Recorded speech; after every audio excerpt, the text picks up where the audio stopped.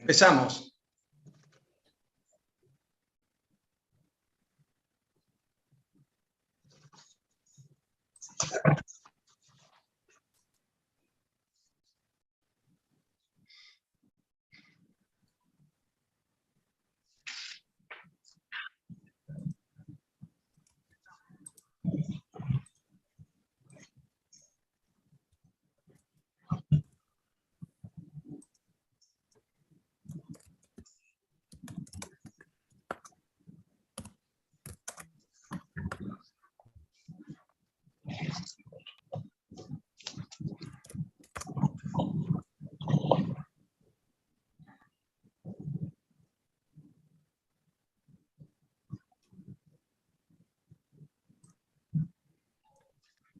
Hello, everybody. Good afternoon, good morning, good night. As you want, my name is Alejandro Esteves. I am the director of the CDOP. Our today webinar is about immigration, citizenship, and public policy. Let me introduce the speaker. Civil Rose, she is PhD in political science and Master of Arts in political science from Stanford University. She is professor with tenure and director of the Department of Political and Juridical Science at UCEMA, Buenos Aires, Argentina. Her research is about teaching fields, and teaching fields are comparative and international politics, including regional and multilateral cooperation and international public policy. She's member of the American Political Science Association, the International Studies Association, also the Latin American Studies Association, and the Argentine Society for Political Analysis. She has written various articles of international relevance on social movements, migrations, and multilateral cooperation. And for the comments, we have a friend, Maximiliano Campos Rio, who is professor of Administration and Public Policy at the University of Buenos Aires. So let's start the webinar, please. Go ahead, Civi. Thank you so very much, Alejandro, for inviting me. Thank you, Maximiliano, also for being here. Thank you to CDOP and to everyone listening currently live and in the future on the video as well. I'm going to begin to share my screen. I believe this should work well. Let's see. Great. As you can see, the title of the presentation, as Alejandro said, is Immigration, Citizenship, and Public Policy. I think something that I'm sure Alejandro, you and Maximiliano and many others in the audience being specialists in public policy know is that those of us who work in this area, we all tend to think that the sector or the policy area that we work on is the most interesting and also the one that possibly determines what happens in all of the others. And I have seen and listened to presentations and read articles that argued convincingly that the world is ruled by energy and oil policy, or that ultimately all politics are about the health field or numerous other policy arenas. And I'm sure that there are others. In my case, of course, the policy arena that I'm most interested in and that I think is fundamental in many ways is that of immigration or migration and citizenship. And this, for me, it's an arena that's so very interesting because it's about who are we in a sense, and communities, who's a member, what is the relevant group. Now, one major thread that's going to be running through the presentation today is that these interesting questions about immigration and citizenship are present all of the time, but they're not generally very salient. And I think there's probably a consensus that there tends to be preferable when they're not necessarily super salient politically. Migration might be said to be the most salient issue in politics in many of what we call Western democracies in the past few years. And it is said to be important in explaining such things as the rise of populism in these countries and the development of the Brexit phenomenon in Europe. It's said to affect the declines in democracy. Now, immigration is salient, or what makes immigration salient is something that's researched, debated in the literature, and there are many interesting findings. But one of the reasons immigration is salient can simply be related to numbers, to changes. So I always like to see some figures at the beginning of a talk. And I practice being able to change my slides when we first, we were chatting before the presentation start, but now I seem to be, there it goes. Okay, there's just a slight lag. All right, here we are. So this is a map of the world, shows the total number of international immigrants in each country in 1990. That is the total number of people living in one country that were born in another country, otherwise known as cumulative migrant stock. And my idea in showing this map here isn't to focus on any particular country or details, but rather just for us to give you an idea of the basic colors, essentially, how and where immigrants are distributed. And to show that there are immigrants all over the world. Now I'm going to try to move to the next map, which is the same map, but for 2020, so more recent. And you'll see that the areas with the most concentrated color, dark blue, remain the same, but the whole map has become just a little bit darker.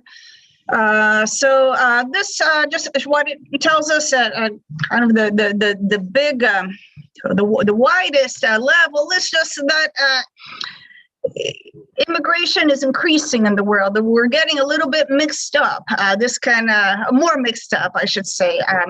And this is a piece of globalization. There's one more world map I want to show you here right at the beginning. And this says, I just included this one for the year 2020, but this is net migration. So this is the total number of immigrants minus the number of emigrants, that is people who leave their country, just to give us a net figure.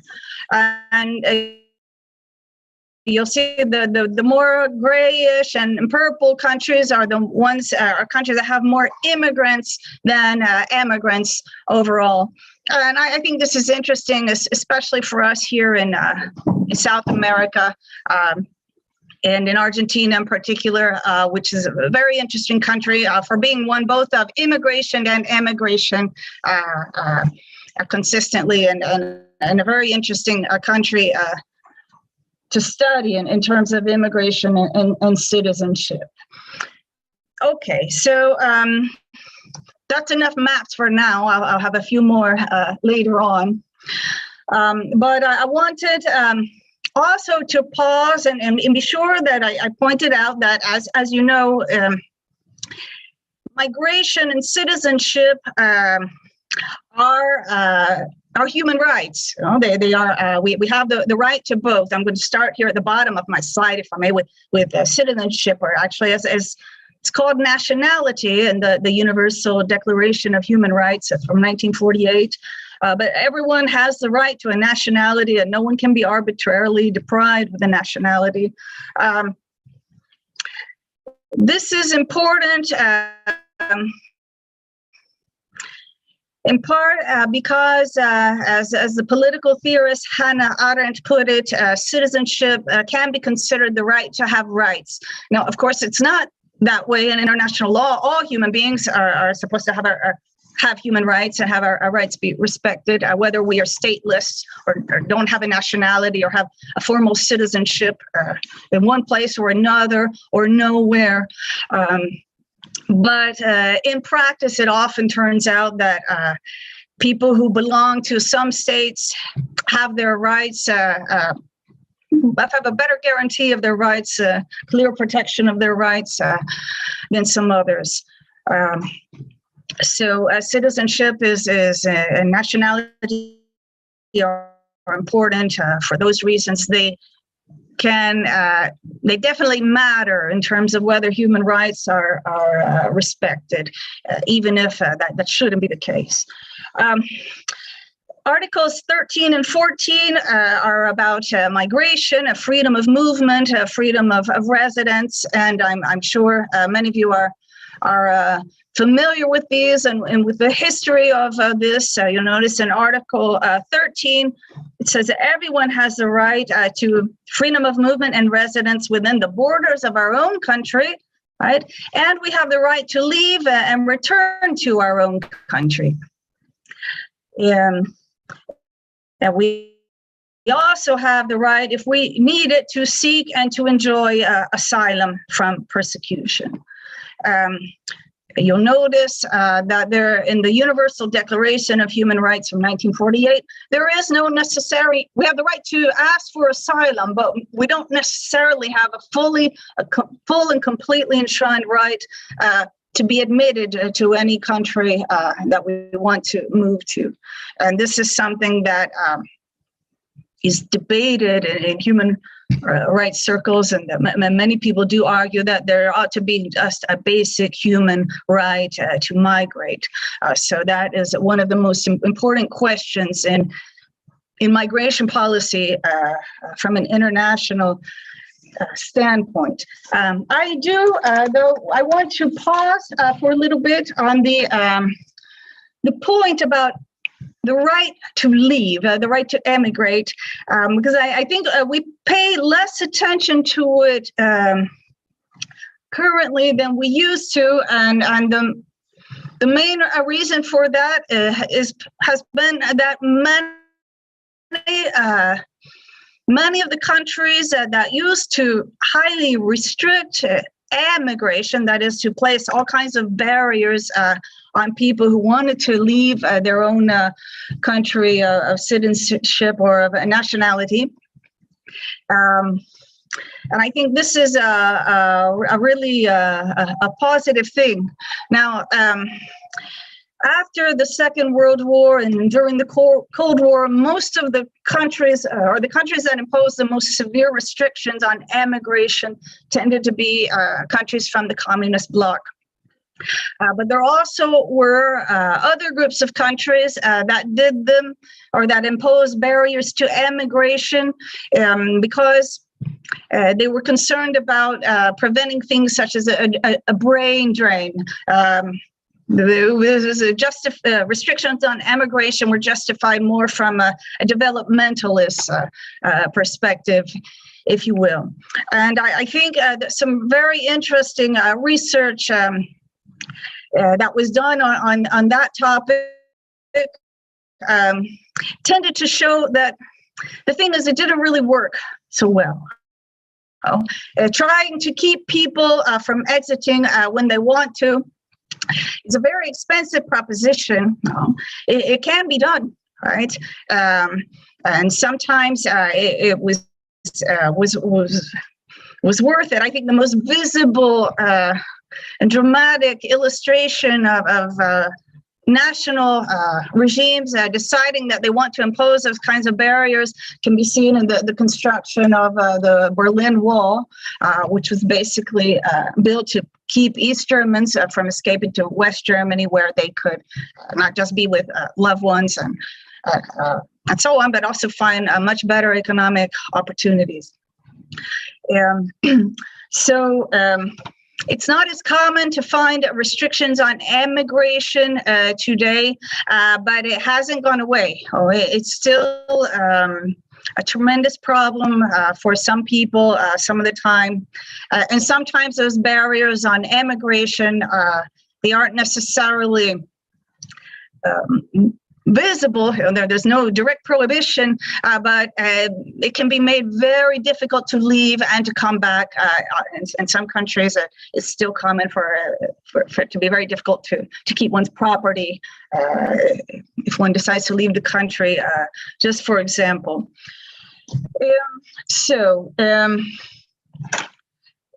I'm now going to move forward and show you a few more slides or a few more maps, which I think are interesting. But let me stop here. I think I meant to say this at the very beginning, just to give you an idea of what I plan to talk about for the rest of the time we have together. But my idea is to talk about immigration and citizenship policy from two perspectives, both as a national level or unilateral public policy perspective, and as international or multilateral cooperation, that perspective. And talking about it that way also tends to lead us to think either in terms of political science of public policy, or international relations approaches to multilateral cooperation. So I planned to talk about looking at migration and citizenship through those two lenses, point out what for me are some of the more interesting findings that scholars scholars and analysts have uncovered and discussed, and to mention a few little pieces that I've worked on, that I've done in my own work, and some things that I'm still grappling with and working on, and want to keep working on in the future. So that's the signposting for the talk that perhaps I should have done at the beginning. So it's where we're headed. But first, let's look at a few more maps. Here we have the refugee population in 2020. You'll see that there's a lot of very light green there. I don't know if you can tell that there isn't much. That pure gray will be countries that don't have any formally recognized refugees. So all of the countries that have at least a little bit of light green have some refugees. And this is the same figure, but from 1960. So here I put the more recent figure first. But you'll see that the green that we see in Europe and in North America is there. It reflects the fact that the first international cooperation in terms of refugees that occurred aftermath of World War II was basically focused on Europe, the war in Europe. Later on, there was a protocol added that included all of the rest of the world, and now I think we can say that the world regime for refugees and for asylum, which I'll talk about in a moment, but the world regime for refugees has gone from being more of a European and North American dominated area to something that's back to the first slide here, and just for a bit. This is important because I think that it's something that we only have recently begun to take into account in public policy studies and international relations studies of immigration. It's still the vast a number of studies that we read about tend to focus on Europe and North America, but there are many more important pressing issues to study when we take a more global perspective. And why we started with more of a European perspective and the effects of that on global cooperation today, I think are some of the more promising research areas that the scholars are currently working. I think particularly there's been uncovered a way of thinking that shows that it was considered kind of natural in the past that Asian immigrants should stay in Asia and European immigrants should be in Europe. And people are now questioning that, saying, should it have been like that? How should we interpret reactions to the horrible refugee crisis created by the invasion of Ukraine? In light of this history, how is it being affected? So this is one of many interesting and important areas where immigration and citizenship scholars really have something to say to us today. That's important. So this was again, these were refugee populations in the world. Now let's move on to asylum seekers. 2019. I think I also have the earlier one. Yes. Oh, no, sorry. I know. Here I just divided it. Okay. Sorry. I was looking at lots of maps and making decisions about which ones to show. So here, this is pending asylums by destination country in 2019. So where is it that people are seeking asylum? And we can see that people are seeking asylum basically everywhere, all over the globe. And I think in a way that this graphic with asylum seekers is especially important because there is often, not among public policy scholars, but among the general public, often a lot of confusion about, well, who's a refugee, what is asylum, who has rights, who has what rights under international law. And we know that what is sometimes referred to as in Europe, began in 2015, and other crises, usually are crises of asylum seekers. And it can be, and people have the right to request asylum, but, and countries are obligated to hear that request, but how they should decide about what the reaction to asylum requests should be is something that is not necessarily very clear. That vagueness, the inability to distinguish necessarily between cases for asylum and other types of migration is one of the big problems that we have that causes a lot of hardship in the world. So we'll get back to that. I also wanted to show you just briefly this graphic here, which just shows the number of pending asylum applications by origin countries. And it's interesting that all countries in the world, many of which receive many refugees and many and accept many applications for asylum, also generate people who with the need to seek asylum in other countries. So there are, of course, certain patterns, and there are clear hotspots that many more people want to escape from than others. But at the same time, we have kind of a global interdependence and a need to be able to seek asylum for most countries in the world. And so, again, I'm emphasizing this just to emphasize the fact that migration and citizenship, refugee and asylum policy are global issues. They face all of us, even if we might read in the news mostly about local issues here in South America, for those of us who are here, or about North America or about Europe. It's actually a world phenomenon.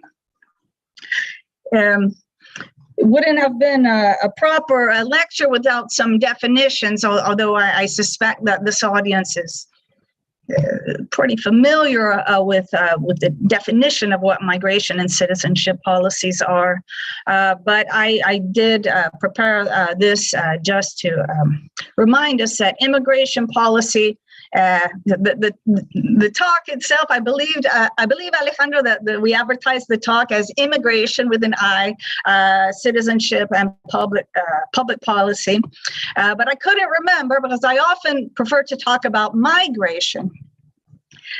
Because we immigrate, or we also emigrate, and we migrate, not necessarily with the idea of becoming an immigrant, the idea of residing permanently.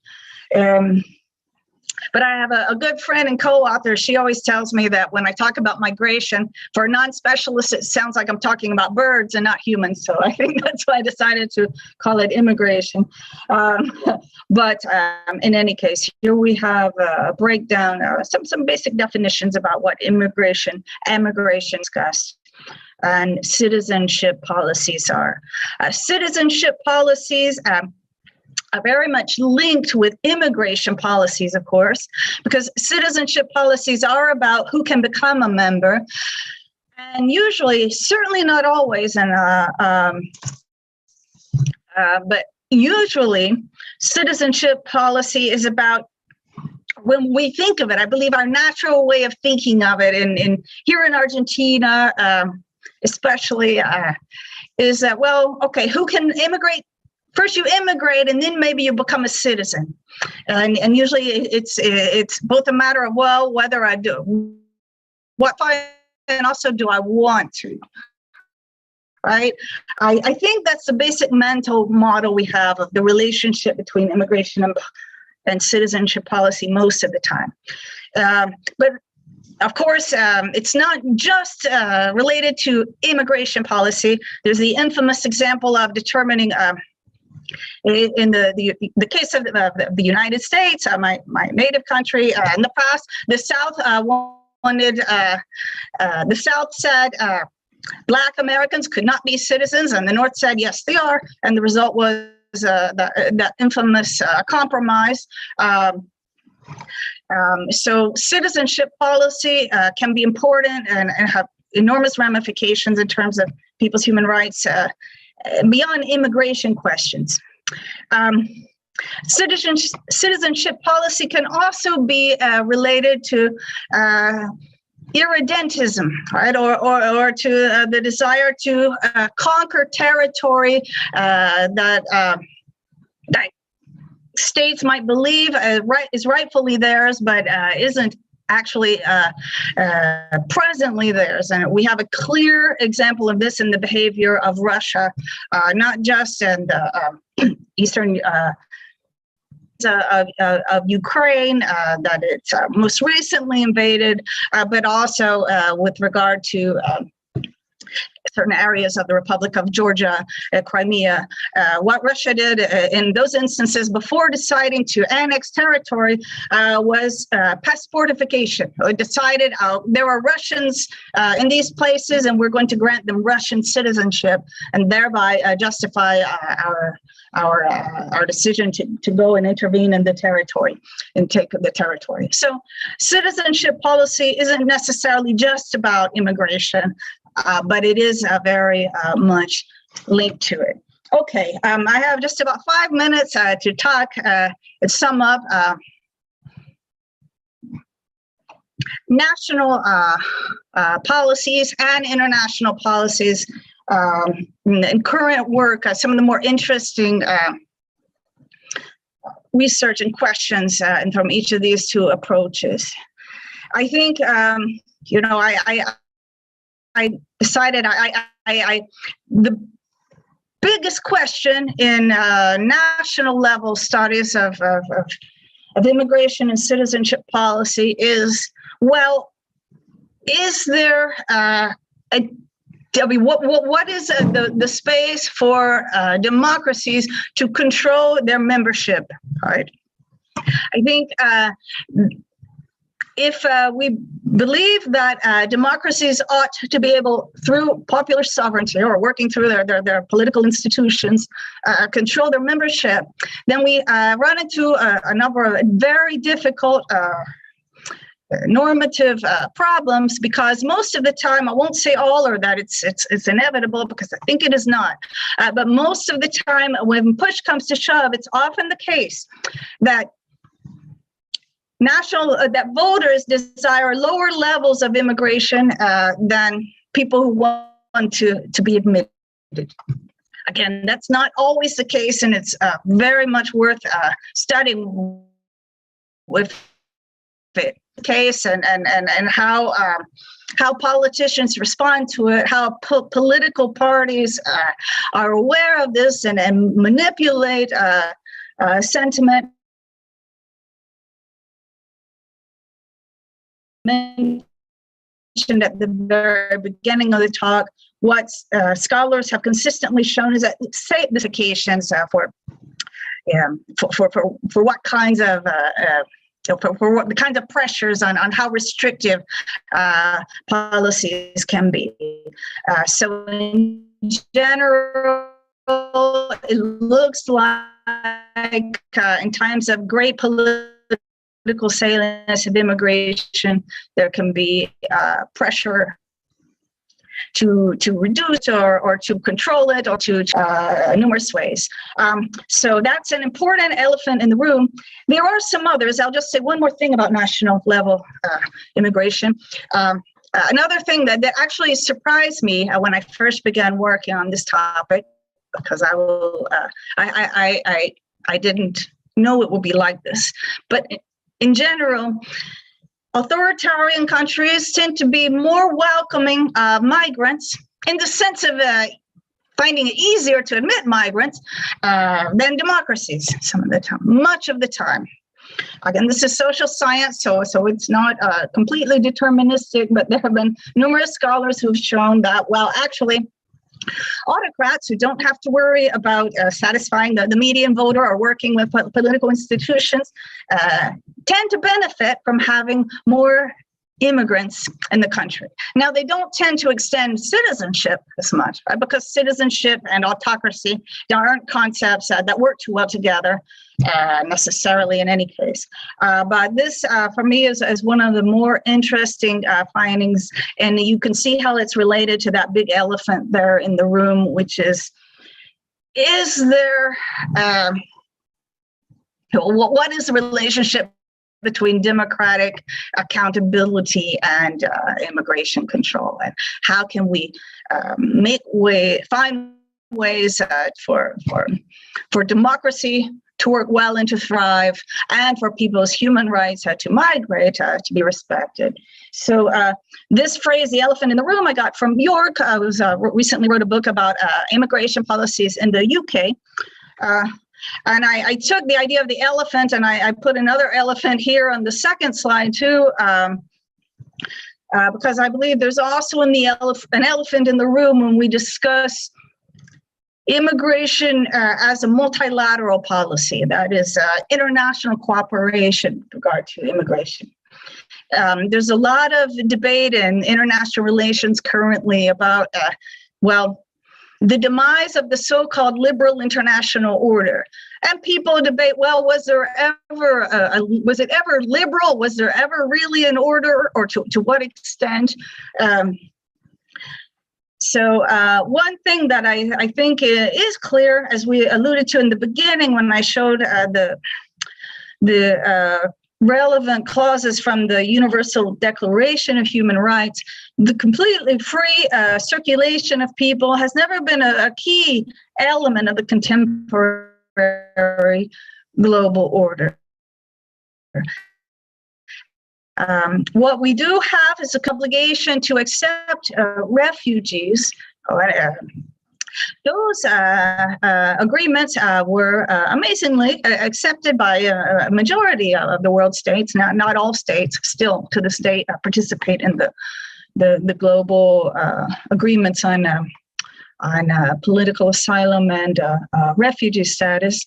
And also, we do have some attempts within the UN to have a more humane treatment of migrants, to make the migration process itself less dangerous, because thousands of people die every year attempting to migrate. If I remember correctly, it's already been 3,000 people who've died in the Mediterranean just recently. So the process of migration is often very deadly. So there's an attempt to study ways to reduce that deadliness. But the biggest treaty about migrant workers' rights has not been signed by the largest immigrant receiving countries because they're quite worried about taking on additional obligations. So the fundamental problem on the world level is we don't completely agree on the free movement of people. There's only been an acceptance that there's a right for refugees and asylum seekers to move to another country. And then the problem becomes, well, how do we tell who's who, right? And people are forced to try to fit themselves into the category of being someone who qualifies for asylum. And I think that can be quite damaging to people in many, many ways. So I have a list of conclusions here. There's one more conclusion I have. Is that's listed here, and I'm going to say it first. Really, I think from the point of view of people, the right to migrate is more important than change one's citizenship to go places. At least it's more immediate. Now, we might think that long term for the way for democracy and so on, perhaps citizenship is equally important. But from the more humanitarian, the ability to migrate is more important. And I say that as a kind of prequel to the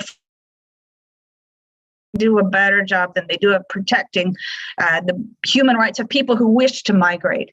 Here I put wish to because often it's only the bravest, often single young men who are not necessarily the most vulnerable people, and many more people wish to migrate than do. And so there needs to be much more attention towards allowing people to migrate, to have more options, a right to migrate somewhere in a safe way, starting from where they live. Number two is that I think democracies will be better off if we stick to more liberal models of immigration and citizenship, and that is where it's more the individual person who chooses what political jurisdiction I wish to belong to, where I wish to have my citizenship, rather than having citizenship unilaterally imposed as a pretext for war, which in the dramatic example I cited, based on the example of Russia and Ukraine and other post-Soviet republics. So yes, I think all states in an ideal world should compete for citizens on the basis of respect for human rights, prosperity, other good things. We're certainly a very long way away from that. But what I do think one benefit of the increased political salience of immigration is that more people are studying it, more people are interested in finding new solutions. So that's a hopeful note that I was able to find to leave with you here. And I'll stop now. Oh, one more thing. I just did have more elephants to show you because I got carried away with the elephant theme. And, the idea is that you can only, I think there's an old saying, I've seen it attributed to Desmond Tutu. I'm not sure if he was actually the one who said it, that you eat an elephant one bite at a time. I didn't want to eat an elephant, so I just showed a lot of elephants walking by. So a lot of elephants on the move, a lot to think about, very interesting work to be done. Thank you. Thank you so much, Civil. Thank you so much for your vision related to the immigration and the citizenship through the public policy vision. First of all, I have to say, if you have some questions, please put them at the chat room. So I'm going to start with a few comments of the presentation of Civil. I have to say that the immigration is a challenge for the countries, not only related for the international relations between the countries. Immigration is related with domestic policies, in particular with the citizenship policy. The countries must answer a few questions like who is a member, who can become a member, and how. Rights and obligations of members are key points to trace a roadmap for governments and public policies. Civil has presented two ways to face them: the national unilateral policies or multilateral cooperative policies. And to conclude, one of the main conclusions that interested me from Civil's presentation is that all states should compete for citizens on the basis of respect for human rights and the conditions for prosperity. No, the conditions for prosperity related me, no, the development, not only the human rights, but the development of the countries. So to start the conversation with Civil, I have a question for her. The approaches that study immigration after the Second World War generally do so from the perspective of human rights. And the citizenship approach provides us with a new and renewed field of study. So, through this perspective, how important can the immigration of professionals be for a developing country like Argentina, or I'm thinking on Venezuela? How important can be the immigration of young professionals that we are facing all days from Argentina or from Venezuela for developing countries?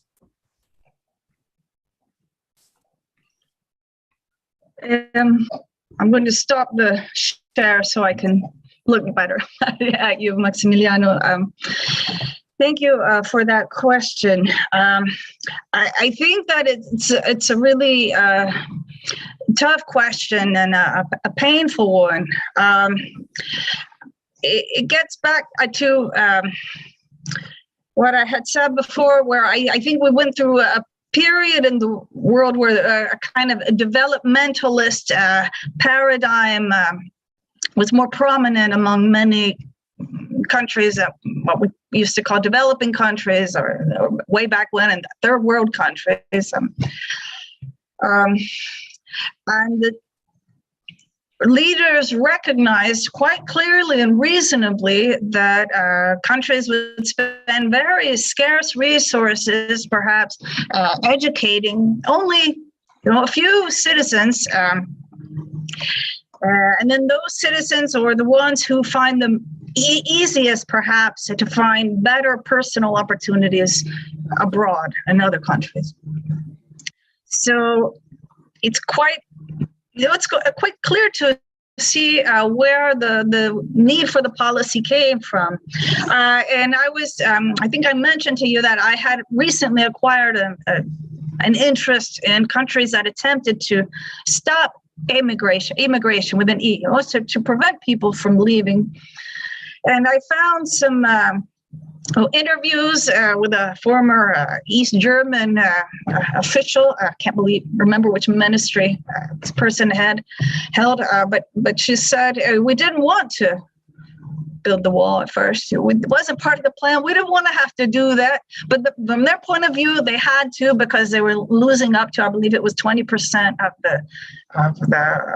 all the professionals to West Germany. I also uncovered a quotation from a former Soviet minister of outgoing visas, I believe was his position, in which he directly argued that There's no, it's not a nobody has a real social reason to want to leave the Soviet Union. That's just a selfish desire. We can't allow it. And in fact, the Soviet Union abstained from recognizing the right to immigration as a basic human right and the Universal Declaration of Human Rights. So now we don't have to get so far into these. I'm giving these extreme examples from the communist bloc. We don't have to just look at countries like that to find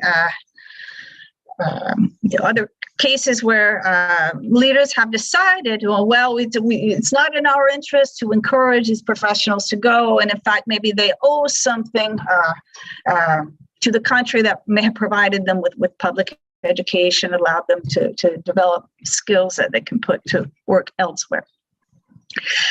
I believe that in economics, where there is economists do study immigration from another point of view other than human rights, one might argue, and some of them have found that often those policies, if we could understand where they come from the development perspective, even if from a human rights perspective they seem unfair. The thing is, they also tend to backfire. Now, people try to sneak out. They don't try to get around barriers. So it just doesn't. I think it's better just to honestly admit that we have a problem. Facilitate. There can be ways to facilitate. Giving back to the home country. A lot of democratic countries have these policies of diaspora engagement, for example, and I think sometimes with some levels of success. Also, in particular areas, I know that Argentina has had at various times attempts to provide incentives for scientists to come back and work on science in Argentina, for example. I think there can be targeted policies like that can sometimes work well. But so I of course I don't have all of the answers, but I would say we should probably try to learn from experience and recognize that complete repression of the right to move around is not the answer. It tends to generate many costs, and not just the cost to the individual liberty of the professionals involved. So I don't know how satisfactory that answer was, Maximiliano, but I think it was a great question. And there's also new trends like digital nomads, and they are. For instance, there are former Soviet countries like Estonia trying to catch them and to attract them to generate value. I think that's incredible. That's another thing that we have to think about. Yeah, that's a modern, innovative example. That's less limiting, right? Less of a much more acceptable from a modern human rights respecting point of view. One thing I think I did get to the point. I wanted to say that migration, in a way, the right to go somewhere else and work matters more than citizenship. And again, I don't mean to dismiss the importance of citizenship and in the long run for shaping policies and our right and duty perhaps to have political participation in the area where we operate and live with others. But it does seem to me that it's more pragmatic and possible to think of ways to facilitate this kind of digital nomad programs, new kinds of guest worker programs. There have been many experiences with guest worker programs in the past that have. Okay, the next two questions are because they thought of people as workers only and not humans, correct? But I think they can work better in a more humane way if there's more better attention paid to them. Okay, I have two questions related to Ukraine. The first is from Rosario, and she's asking, how do you think it will have a long-term impact on Europe's migration policies for those displaced by Russia's invasion of Ukraine? And the second one is from Alejandro. Do you think the Ukrainians' war will worsen the situation of migrants from Africa to European Union and Latin Americans to the USA? Okay. Yeah, so for Rosario's question, I think I'll be able to speak with more confidence and point to a few observations.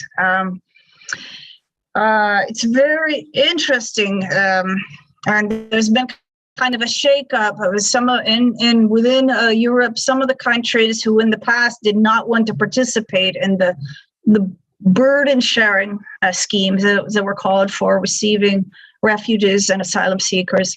I'm thinking especially Eastern European countries, because they are the ones who feel threatened also by Russia, and they've been very welcoming of Ukrainians. And so that's just an observation of a change that's already happened. Those countries are no longer, they are welcoming at least some refugees and asylum seekers. At the same time, another change that's already happened is the European Parliament has voted to force some countries that would sell citizenship. Essentially, I don't think most countries don't come right out and admit that they're selling citizenship, but some countries make it much more attractive for wealthy individuals to become a citizen. And often those individuals were Russians. And so in an attempt to crack down on what everybody calls the Russian oligarchs, Europe is trying to force some of the smaller countries that still offered that kind of citizenship to stop doing it. So those are two changes that we can see. And I do think they point in the direction of being a little more selective, less universalistic in terms of being welcoming, even if there's very specific observations. So getting more to Alejandro's question about will it affect, I think that it has, I don't know that, I do not see that it has yet made things worse for Africans and others wishing to migrate to Europe, but it has certainly caught their attention that others seem to be welcomed with open arms in a way that Africans are not. So that is a very worrisome, it's an understandable reaction. And one can quite easily see it happening, that citizens will say, well, we've already got enough with these Ukrainians, so we don't want more people from other places. One thing I didn't have time to talk about was this, the UK deal with Rwanda to have people, instead of allowing people to apply for asylum in the UK, they're requiring some of them to do it in Rwanda. They made this deal, and supposedly what's in it for Rwanda is a lot of development aid and so on. Now, I think there are many reasons to look to. And people are condemning this, saying, "Oh, how cynical! This is just another attempt by rich countries to avoid helping people." And then there's a lot of justification to those. One certainly can understand those kinds of arguments. But at the same time, I do think if we think about justice for people who wish to immigrate and making it safer to immigrate, there's got to be some room for some experimentation. Again, I'm not saying I think that deal is going to work well.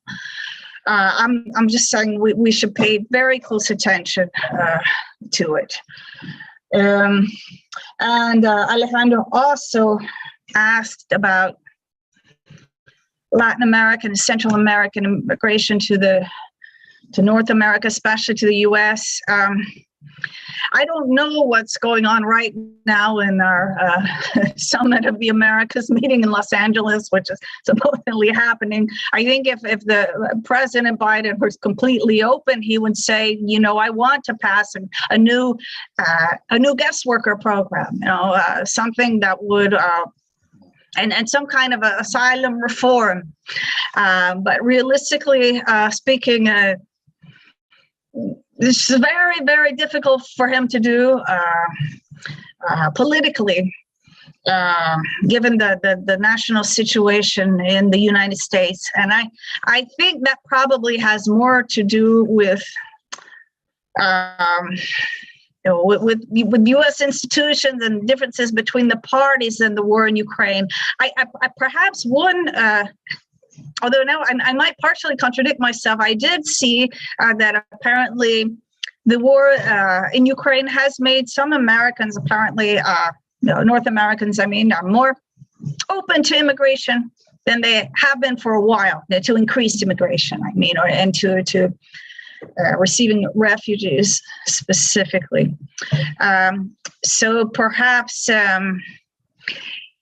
in North America, the effects will be different because the level of sympathy is similar, but the numbers are lower. So people feel both sympathetic and not as overwhelmed, perhaps, as Europeans do. I understand. Oh, thank you, Sybil. Thank you so much, Sybil, for your time and for your webinar. So we are done, Alejandro. I don't know if you have to say something. Yes, we are done. We are done. Thank you a lot, Sybil, for your exposition. It's a very good and interesting subject. Thanks a lot. Thank you so much. It's a very important topic. Take care.